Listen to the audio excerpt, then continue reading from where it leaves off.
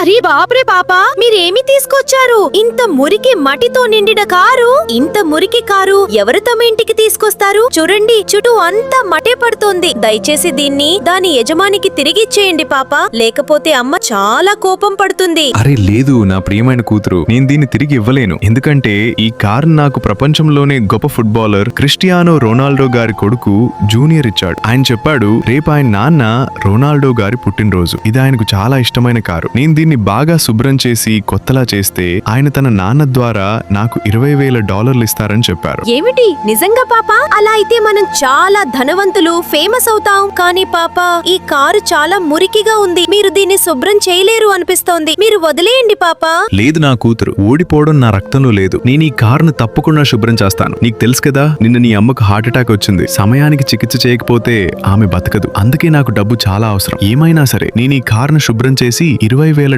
గెలుస్తాను. కానీ పాపా, మీరింత కష్టపడుతున్నారేంటి? మనకు ఎవ్వరూ సహాయం చేయరు. ఈ రోజుల్లో పిల్లలు ధనవంతుల్నే సపోర్ట్ చేస్తారు, మనలాంటి పేదవారిని కాదు. లేదు నా ప్రియమైన కూతురు, అలా అనుకోకు. ఈ పిల్లలు చాలా మంచి మనసు కలవారు. మీలాగే వాళ్ళు తమ అమ్మను చాలా ప్రేమిస్తారు. నువ్వు చూడి, వాళ్ళు వీడియోకు లైక్ చేస్తారు, ఛానల్ సబ్స్క్రైబ్ చేస్తారు, మరియు కమెంట్ లో తమ ప్రియమైన అమ్మ కోసం రెడ్ హార్ట్ పెడతారు.